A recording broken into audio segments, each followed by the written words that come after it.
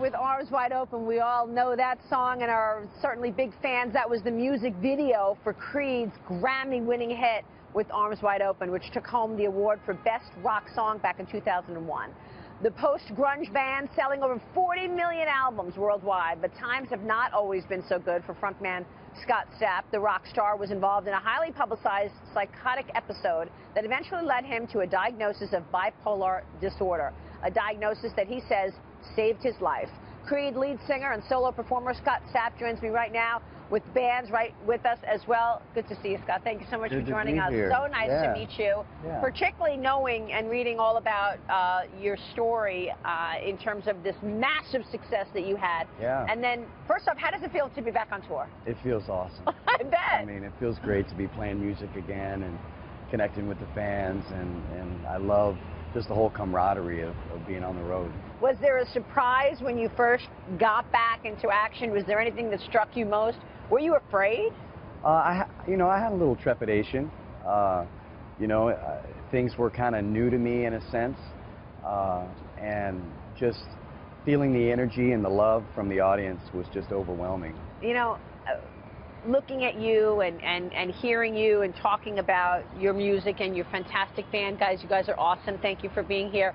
You know, the rest of us and the audience, basically, we don't think that, you know, you're a normal person. I mean, you're this superstar, right? And then something happens like last November, when you come out with this video and you basically tell the world, I'm homeless, I'm penniless, I've run into trouble. Tell us about that journey and what happened. Yeah, you know, I was basically in the middle of a bipolar meltdown. I had battled depression for a number of years, and basically, finally, I had a bipolar episode, and I really was believing things that weren't real, and living in kind of a different reality during that manic episode, is what they call it. And so I did some things that were out of character, but all of that led to an eventual bipolar diagnosis and proper treatment and a new lease on life.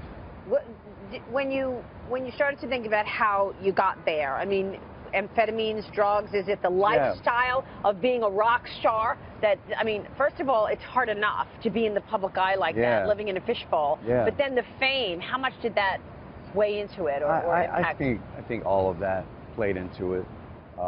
Definitely, alcohol and drugs don't combine well with someone who's suffering from depression or has bipolar disorder. It can exacerbate the situation, and that's exactly what happened to me. And I bet your wonderful, beautiful wife, Jacqueline, I bet it was hard on the marriage as well. Oh, absolutely. You know, it rocked our universe. Sure. It was. How'd you get through it? Well, a lot of prayer, a lot of faith in God. You know, I think that holds my wife and I together. That's a common core that we have. And really a lot of work. You know, I went into a dual diagnosis center, got treatment, and really began my journey to learn about the illness, deal with my demons, and win my family back, and let my wife know that I was serious about my recovery. I can see how strong she is. She's wonderful. I was talking to her earlier. Scott, when you came back, you're in a world now, a very different world than we saw, I mean, years ago in terms of music. You've got streaming, you've got, you know, the digital revolution. How does that change you as a creator and such a talent? Does that change the way you make music? It doesn't change the way I make music. It just changes the way you make income off music. Okay. You know, the touring side of the business is much more important, I think, than it's ever been, because you really don't make the living that you used to make off selling records and off your publishing catalog. And so, you know, but it hasn't changed at all the way I create and write music. And thinking about how people listen to music, you know, whether it's streaming or, you know, they listen to it differently. Certainly from when I was growing up, when we would buy albums. I don't even know if I've seen a record store in New York City for years. A lot of them have closed down. I think there's always, in the mess, there's opportunity. And I think that, you know, the record business is kind of evolving and trying to figure out the best way to get the art to the consumer and get it to the people. And I think that me as an artist, I'm still trying to figure that out as well. You know, how do my fans best want my material?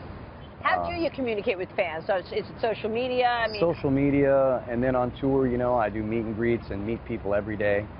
What are you expecting out of this tour? What would you like to see at the end of this tour to feel like, okay, we're back in a big way? I tell you, just the crowds that have turned out already, and then just meeting people every day and hearing their stories and them sharing their journey in life with me, and just connecting with people and playing the songs every night. And doing what I love. That's the success of it all. Scott, it's so nice to meet you. I can understand why you're so successful, not just the unbelievable music, but you're so down to earth, and thanks for sharing your story with us. Thank you so much. Scott Stapp joining us there. We're going to hear